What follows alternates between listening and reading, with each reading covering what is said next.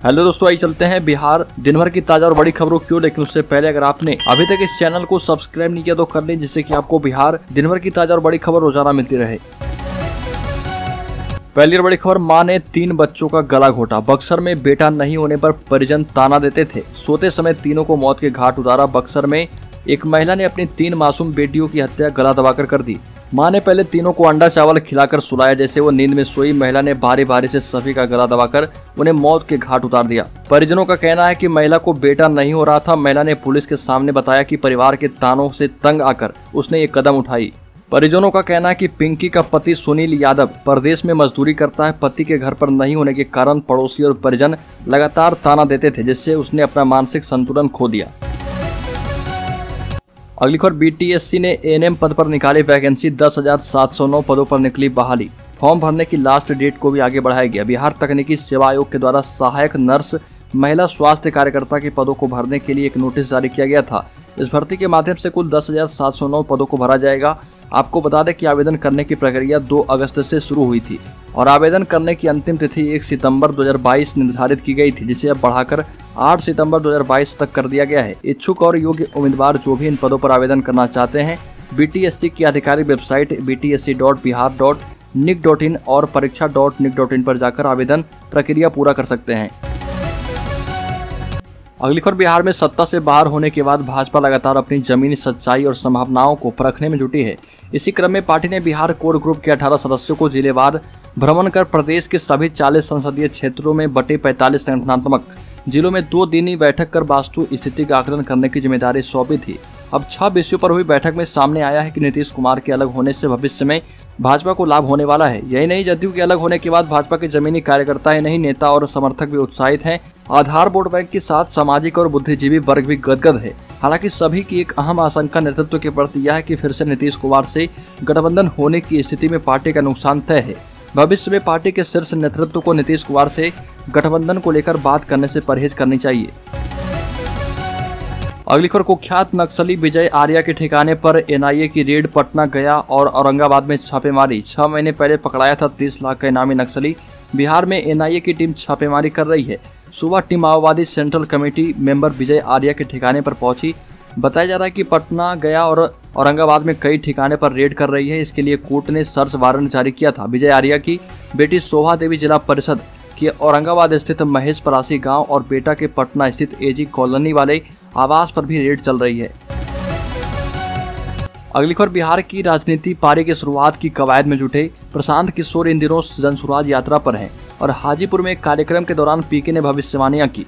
पिछले दिनों बिहार में आए राजनीतिक भूचाल के बाद अभी और भी भूचाल आना बाकी है। प्रशांत किशोर ने इशारों में बताया कि जिस तरह से बिहार की राजनीति 180 डिग्री पर घूमी है, अभी इसका और भी घूमना बाकी है। प्रशांत किशोर ने भविष्यवाणी किया कि बेशक बिहार में सरकार बदल गई, लेकिन पर्दे के पीछे बड़ा खेल अभी भी चल रहा।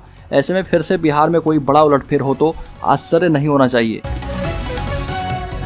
अगली खबर, गोपालगंज में मिड डे मील में मरी हुई छिपकली मिलने से हड़कंप। 10 बच्चे पहुंचे अस्पताल।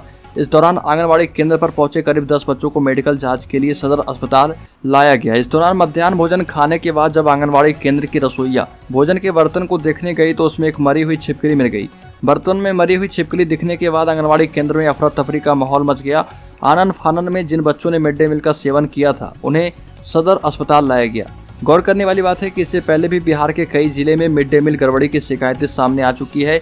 इससे पहले 30 मार्च को छपरा शहर के चंद्रशेखर मध्य विद्यालय तेलपा एमडीएम की थाली में मरी हुई छिपकली मिली थी, जिसके बाद बच्चों ने जमकर हंगामा किया था और खाने से मना कर दिया था।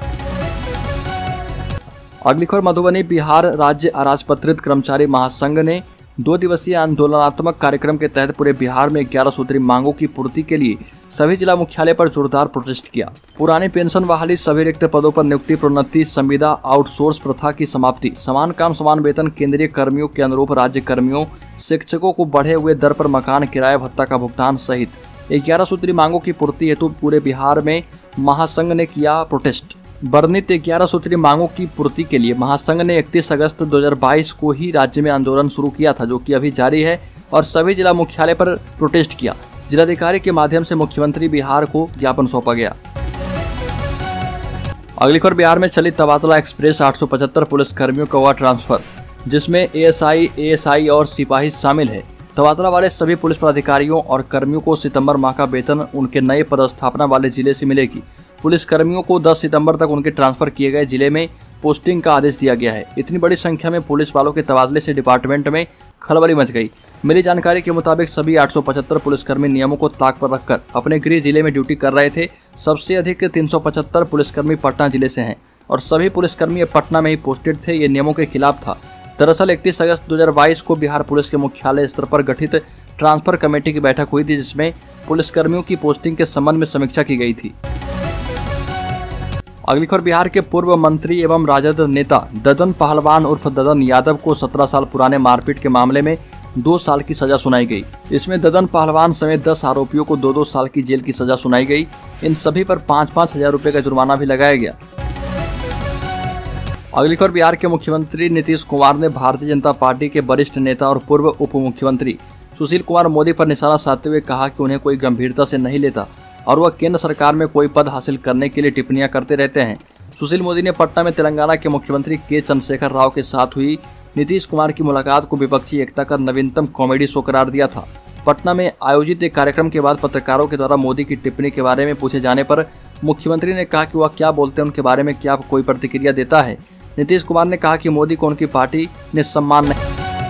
अगली खबर, बिहार के लिए अच्छी खबर, 1 महीने में बेरोजगारी दर में 6% की आई कमी। यह राज्य के लिए अच्छी खबर है कि महीने भर के भीतर बेरोजगारी दर में 6% की कमी आई है। Centre for monitoring Indian economy की ताजा रिपोर्ट के मुताबिक बिहार में अगस्त महीने में बेरोजगारी दर 12% दर्ज की गई और यह जुलाई के 18% से 6% कम है। बेरोजगारी दर में आई कमी का पहला कारण मनरेगा योजना है, जिसके माध्यम से बड़ी संख्या में असंगठित श्रमिकों को काम मिला है।